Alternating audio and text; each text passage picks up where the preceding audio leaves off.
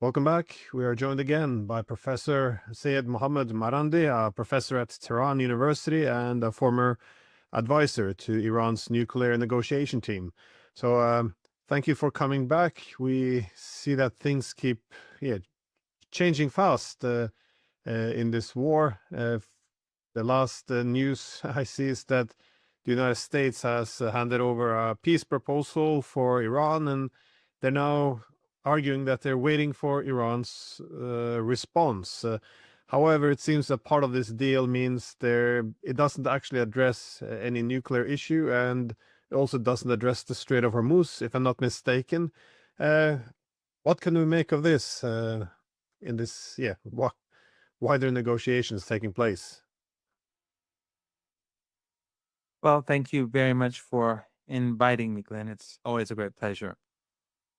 With regards to the content of the American proposal, we'll have to wait and see, but I think it's very clear that the Iranian position is not going to shift away from its current priorities. Number one is a ceasefire, an end to the fighting. The United States is current, excuse me, the United States and the Israeli regime are currently violating that ceasefire. And until they end the slaughter in Lebanon and in Gaza and the siege, until Trump ends the siege on the Persian Gulf, there won't be any possibility to move forward. After that, it will be the 10-point plan that the Iranians put forward and Trump accepted. The Iranians are not going to move away from that. If the Americans think that over time it's going to change or that these are just that are put forward for internal consumption and that sort of thing, they're mistaken. They're badly mistaken. It's and it's a major miscalculation, as big as the miscalculation that they made when they launched the war in the first place. So what the Americans are now saying, the news now is that the Americans are insisting that the Iranians have to respond within a particular time frame. And that very demand is going to make the Iranians respond later. In other words, when the United States starts trying to bully Iran at any level, the Iranians are going to push back.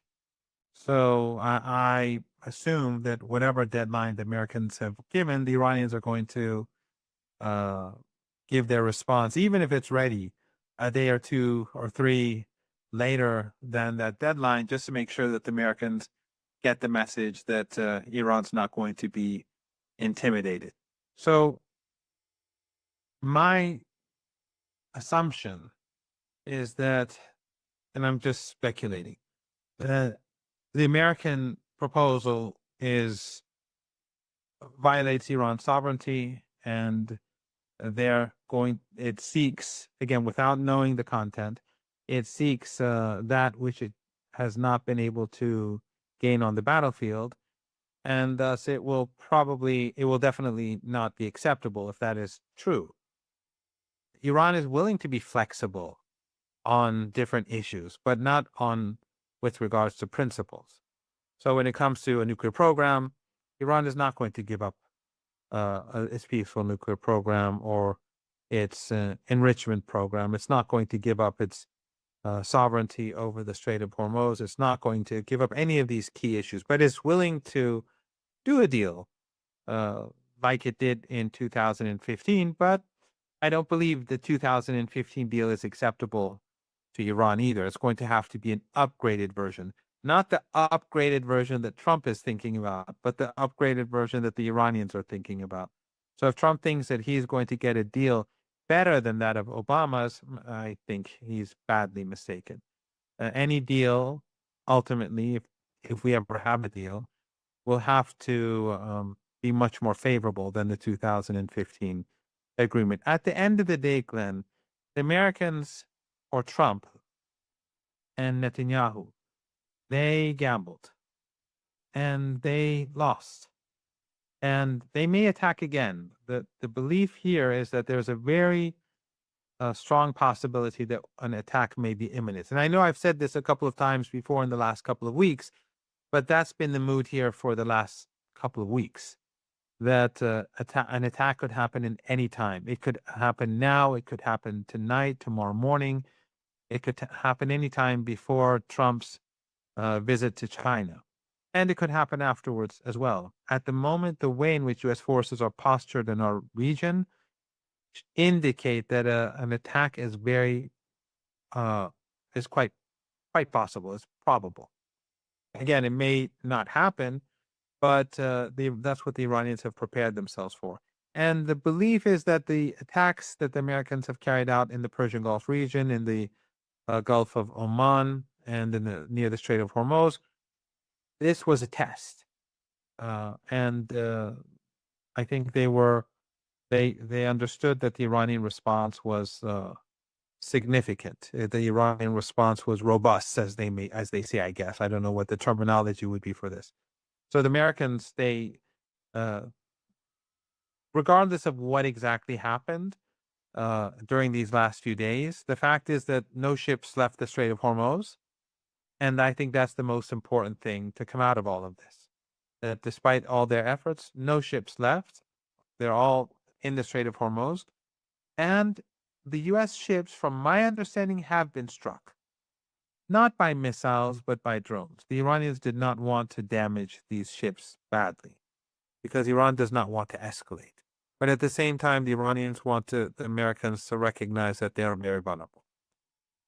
So the damage done was intentionally limited. In addition to that, the Americans have not been able to, from my sources, and my sources are not bad, they have not struck any military naval ships. They've hit a civilian ship that was carrying a small amount of cargo, a small ship that was carrying a small amount of cargo from Oman, killing one person. Before, I thought there were 5 people killed, but one person was killed. And they hit a number of fishing boats that were I think, moving, if I'm not mistaken, moving to help that boat that was hit, the boat that was in distress. But no one was killed. But what the Americans did do is they murdered a few people on a tanker that was linked to Iran. But they have not been able to. They didn't. Not a single Iranian soldier has been killed. Not a single Iranian naval boat or ship has been struck by the Americans, and no ships have left the Persian Gulf. And finally, I just want, as a reminder, I want your viewers to remember, always remember, the Strait of Hormuz is not closed. The Iranians have never closed the Strait of Hormuz. It is closed to those 5 countries that participated in the war against Iran, meaning Bahrain, the Emirates, Kuwait, Qatar, and Saudi Arabia. Otherwise, ships that belong to friendly countries, they go through, and ships that belong to friendly countries that have done business, that did business with these 5 countries, some of them through negotiations have passed through the Strait of Hormuz. But it is the Americans that have right now caused a situation where effectively nothing is going through the Strait of Hormuz.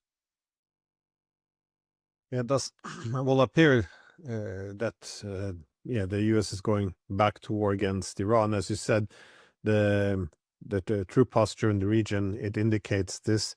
And also, the rhetoric that is, Iran has to accept this deal. Iran can't accept this deal. So it does appear that they're going back to war. On the other hand, the U.S. seems to have some limitations, though, in the actual weapons stockpiles, and also what it can actually achieve. I mean, I think the Americans are now accepting more that they're not going to be able to achieve these objectives to put the Strait of Hormuz under U.S. control. So it's it begs the question what they would do next. But I wanted to ask, since you mentioned Israel and Lebanon, because one of the things that Iran has put forward would be to have an end to the attacks on Lebanon. But it appears that the the United States isn't really going in this direction, or at least, well, seemingly avoiding it, putting any limitations on Israel's warfare in the region.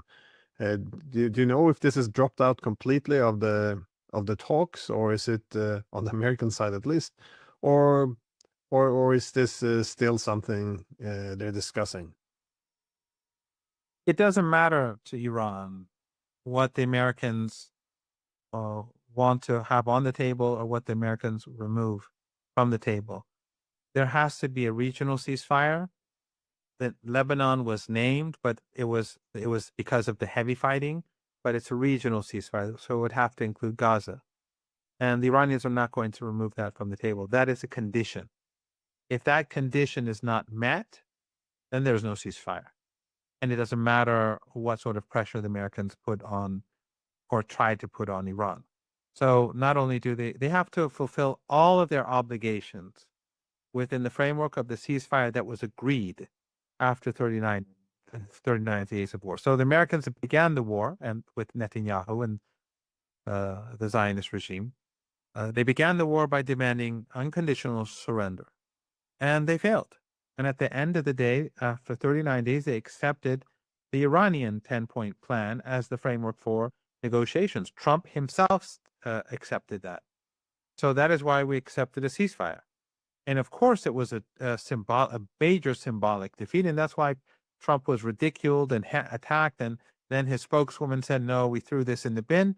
But this is what he accepted. And so that is the framework for negotiations. And then we had the ceasefire. The ceasefire that was agreed upon is the framework also for it being able to move forward with those negotiations. So Iran is not going to accept the Americans shifting their position or saying that. What the Americans want is for the Israelis to slaughter Palestinians and slaughter Lebanese. I mean, the extermination, we've seen 2.5 years of extermination in Palestine, and the collective West has supported it. That's not acceptable to us. And so that will not be a problem in the negotiations. That will block negotiations or progress in negotiations. How do you make sense of the seeming disruption, though, in some of the cooperation between the Gulf states and the United States? Because apparently Saudi Arabia limited its airspace to the Americans and then revoked this, pull back from this limitation shortly thereafter. Are there any splits now in the American-led alliance, or was this just a very temporary phenomenon? I don't think anyone is very certain whether it was blocked and then unblocked at all in the first place, or whether it was blocked or is still blocked. No one knows. The only thing that the Iranians know is that U.S. has substantial aircraft capabilities, air power, in Qatar and in the Emirates. I think their air power is focused in 4 places, if I'm not mistaken, or 5 places. But a lot is in Saudi Arabia, in Jordan, in the Emirates, and in Qatar.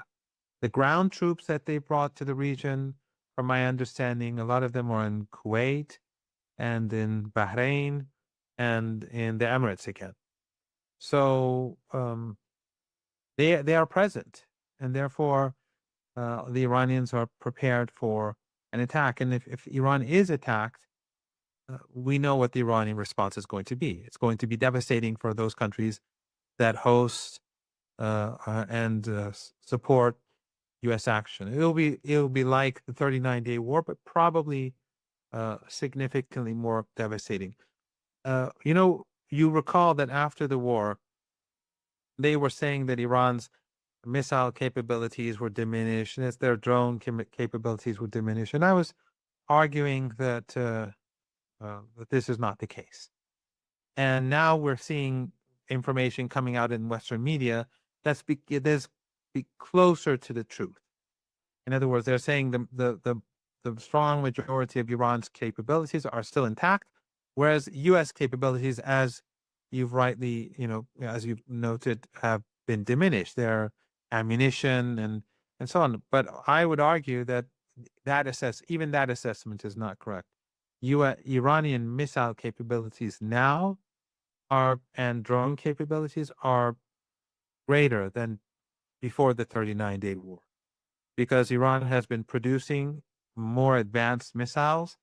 And before the 39-day war and during the 39-day war, Iran was using, to a very large degree, its older missiles and drones. A lot of the missiles and drones that were used in the Persian Gulf region and against the Israeli regime were missiles and drones that were produced 10, 15 years ago. But many missiles and drones have been produced in underground factories over the past couple of months that are of the most advanced military hardware that Iran possesses.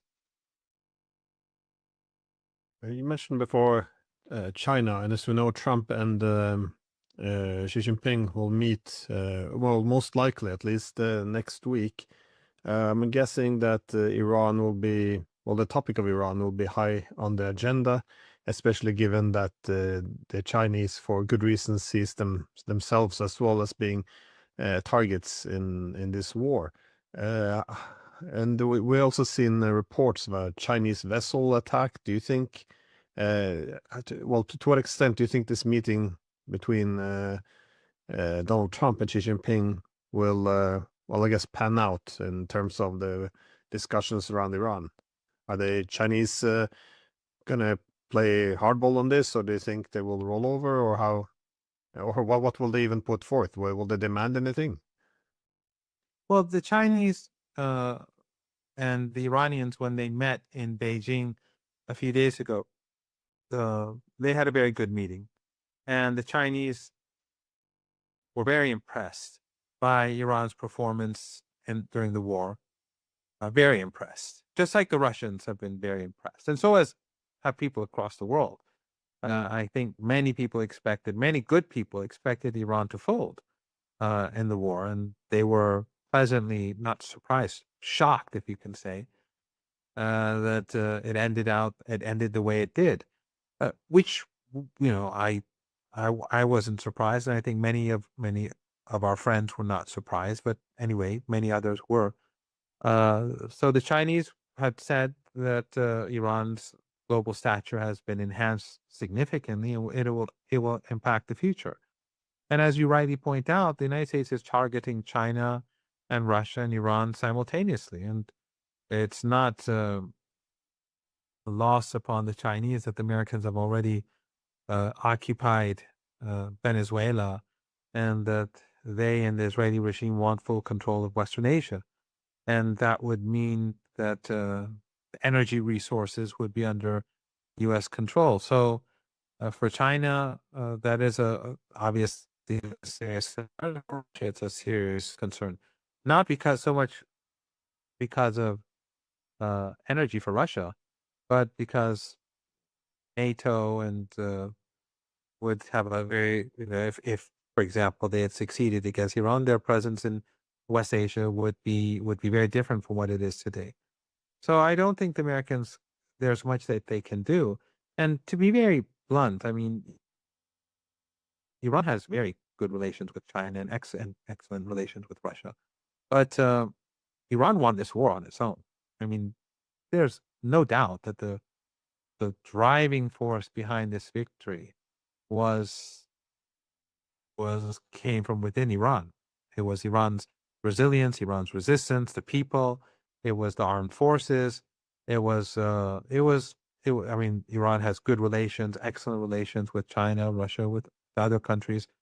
But the Iranians achieved a great deal on their own. That is what impressed the Chinese and the Russians so much, that the Iranians were able to score this victory. So no matter what happens, the Americans know that the Strait of Hormuz is controlled by Iran.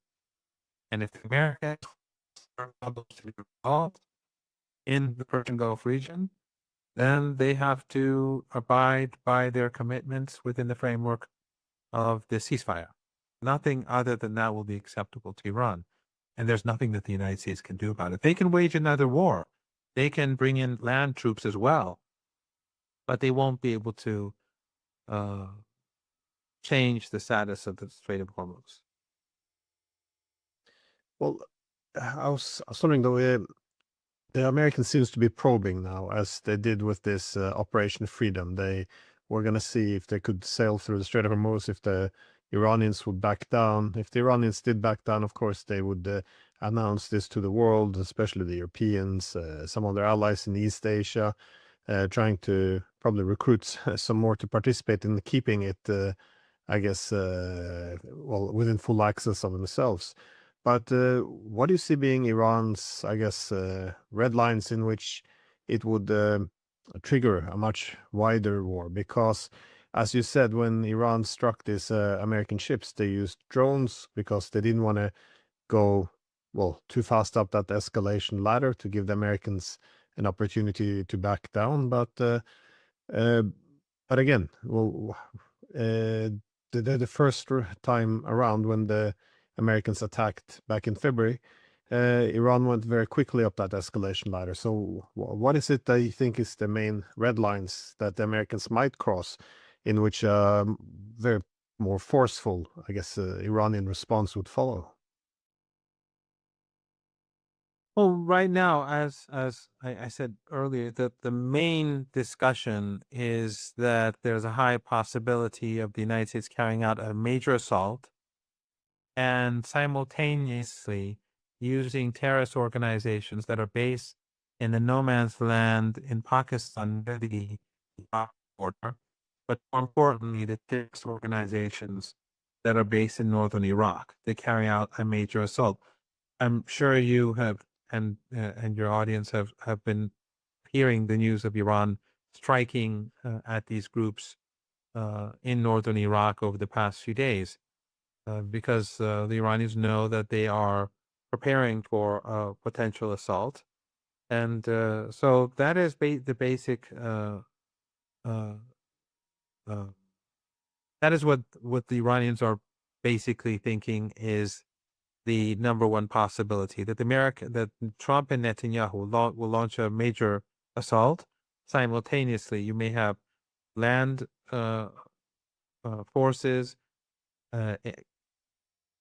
try to take islands or uh, attack the mainland in Iran, or carry out an operation deep inside Iran as they tried before and failed. And then simultaneously, you'll have these Kurdish terror groups, but other terror groups alongside with them, and these Wahhabi terror groups in Pakistan that will join them under the guidance of the United States and the Israelis, a combined operation. But the Iranians are confident that they will manage, that they will be able to easily beat back the terrorists from northern Iraq and the terrorists from inside Pakistani territory, and also any American invasion of the country. They are fully prepared, and just like as the Americans have been bringing in new troops, the Iranians have been very busy preparing themselves for the next phase. And as all this is happening, Glenn, the global economy is getting worse by the day. So while the Americans are constantly looking for ways to escalate, they're pushing the world closer to the abyss instead of trying to seek a solution. And if they do escalate, since Iran's response will be very severe, then I would imagine that the oil and gas installations will be and critical infrastructure will be further damaged across the region, if not totally destroyed. That would make a global depression uh, a, uh, a fact. It will no longer be something that people will speculate about.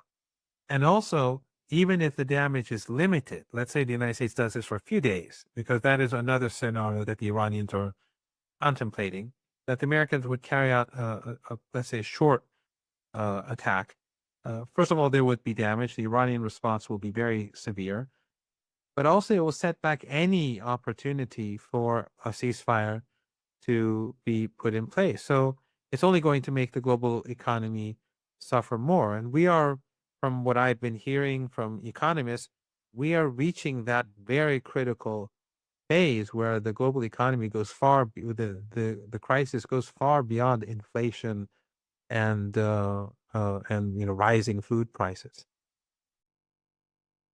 Yeah, well, that's a great point because even while this, ceasefire, let's go over a very flawed ceasefire, but a ceasefire nonetheless is ongoing. A lot of the problems are still building up. That is, the problems for the global economy is worsening. And what do you think could be the wider, I guess, economic consequences if this continues much longer? As you said, we seem to be reaching a point where it will become quite disastrous. But again, we haven't felt everything, I think, because it hasn't really um, worked its way through the system yet.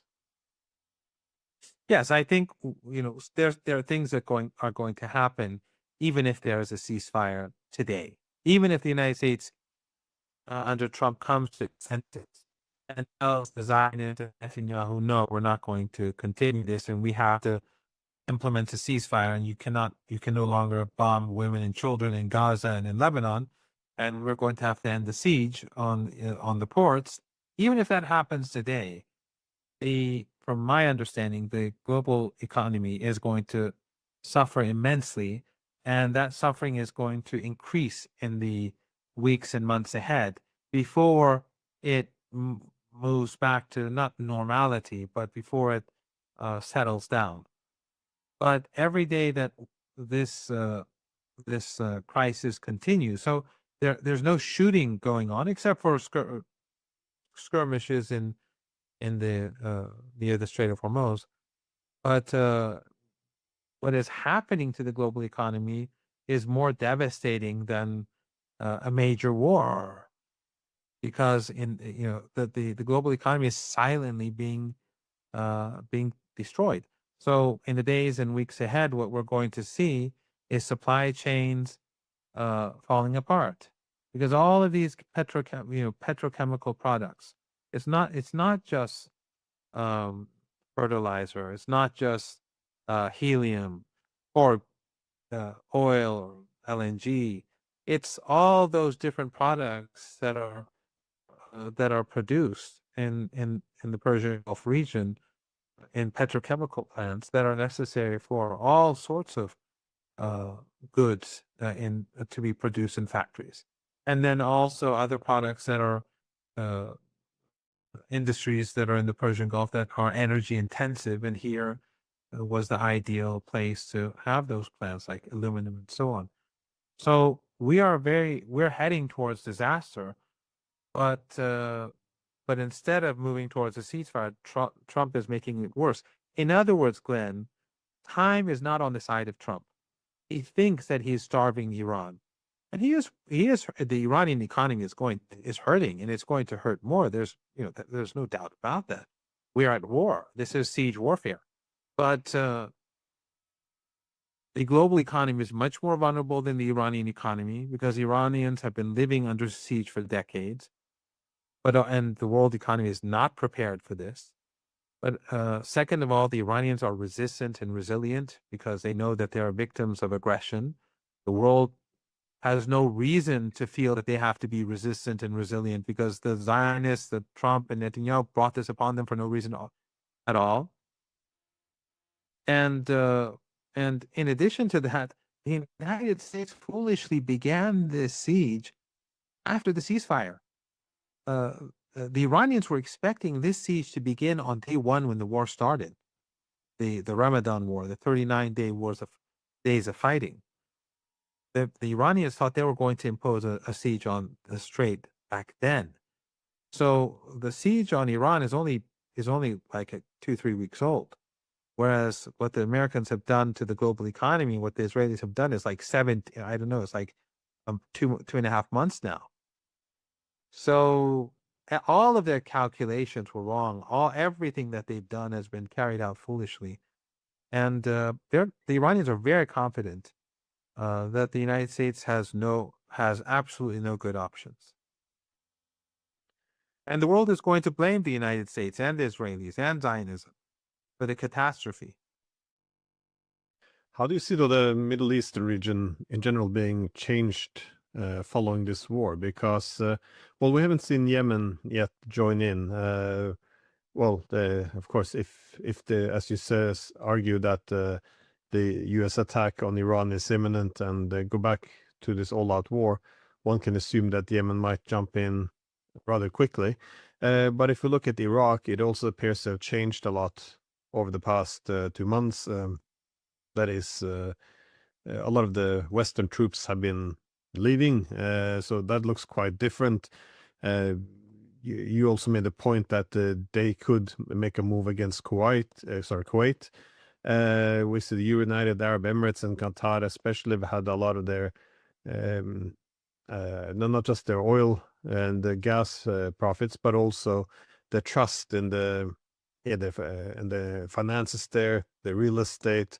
That all of this is going to be very difficult to recover. And of course, the big price, I guess, for Iran would be to have the Strait of Hormuz under its control, which would allow Iran to extract both security as well as influence. Essentially, well, if any of these Gulf states want to be able to have proper access, they can't continue to, I guess, function as frontline states for the U.S. So how do you see the whole Middle Eastern region shifting if this war it continues to go in Iran's favor? Well, the longer the war lasts, the worse it's going to be for these 5 countries, especially the Emirates. The Emirates is now trying to convince Egypt to help them, but it's not going to change anything. The Emirates is extremely vulnerable. It's a tiny regime with a population of 1.2 million, and Iran is not going to tolerate any of these countries being allies of the Israeli regime anymore. And they're not going to allow the United States to have these countries as a foothold to attack Iran either. In the case of the Emirates, so it's the alliance with Israelis, even though the Iranians know that all of them are friendly to Israel. Qatar has its secret communications with the Israelis. They've had it for years. The Iranians know all of these things, but that's not going to be tolerated in the future. Neither will U.S. military assets that can threaten Iran be tolerated either. So the region is going to change.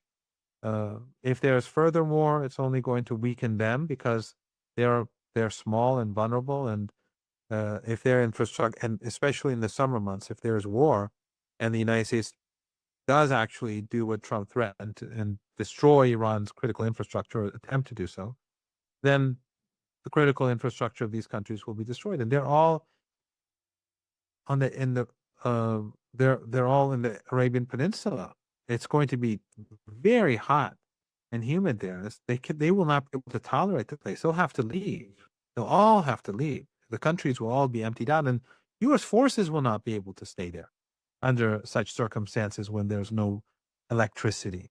So it would be utterly foolish to engage in warfare against Iran, and especially like after a week or two, because this month, May, is a transition month. At the end of May is much hotter than early May, much more humid than early May. Time is not on the side of the Americans, and these regimes, their fate will be determined by the actions of the United States. The summer weather for Iran is like the winter for Russia. And when the Napoleon Wars and the Napoleon's invasion of Russia, World War II, we know the role that the winter played for Russia.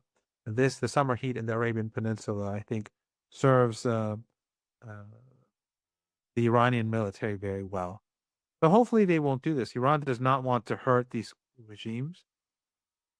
If we look back and at the damage that Iran has done to these countries, which is massive, but when we look at the number of people who died, it's extraordinary. Only 20 people died in these countries, in these 5 countries, roughly 20 people. 3,400 and some Iranians were murdered by the Americans and the Israelis and these countries that helped them carry out the war. But only 20 were killed in the Persian Gulf. Why? Because Iran is careful not to target ordinary citizens. They've been targeting those assets uh, that have been targeting Iran, or they've been retaliating as a result of strikes on Iranian critical infrastructure. They've been striking back at critical infrastructure, but they never targeted ordinary people. So when you look at the when you look at the damage done to these 5 regimes and the Israelis, of course, that's that goes without saying, and you put that alongside Iran, the infrastructure damage, the damage to these regimes is much greater, the oil and gas and so on. But when you look at the number of people murdered, it's incomparable. The Iranians, are and the Lebanese, of course. So Iran doesn't want anyone to die. Iran does not want anyone to suffer. But if Iran's critical infrastructure is struck, there's not a chance in the world that Iran will refrain from retaliation, because if they don't, that will invite further strikes against Iran. Remember, when this coalition, this Epstein coalition, as I call it, struck the Iranian South Pars gas field, what did Iran do? Iran struck Qatar, Qatari gas immediately, and it was a devastating blow.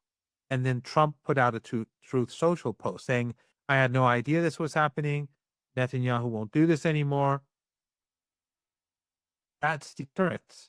So Iran did it so that Trump would refrain from with further attacks. If we have another war and we have such a scenario again, Iran will be ruthless in destroying infrastructure.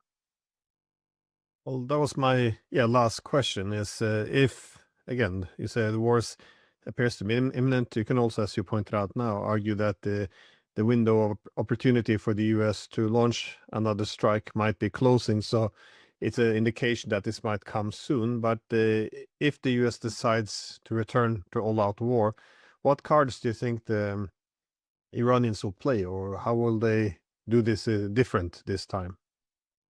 Well, if we look back at the 12-day war and the current war that began 2.5 months ago, you see that the Iranians performed much better this time round than the 12-day war. They won the 12-day war, but after the ceasefire, they went and rethought their strategies, their military structures, their civilian infrastructure, and thought of ways to better prepare them to be better prepared for war. And during this war, they outperformed that war. So I have no doubt that the experiences that they've gained from the 39 days is going to give them a big advantage. And there, Glenn, there's a strong degree of self-confidence among the Iranian people, which existed at the start of the war, but it was enhanced a great deal during the war. Because a lot of Iranians were expecting success. I was expecting success. But a lot of Iranians were not so confident. Now you see that the number of people who feel very confident about fighting the United States, responding to aggression from the United States, the amount of confidence today is significantly greater than before. So the United States has no good options. The smart option would be to back down. But, and I said this during the war, the Iranians from the beginning were preparing themselves for a long war. And the Iranians would prefer the Americans to carry out a land invasion, because the Iranians want the United States to have a comprehensive defeat, to experience a comprehensive defeat, so that we never have to go through this again. So the Iranians are not at all worried about another war. They're saying that if they back down, fine. If they implement the ceasefire, fine.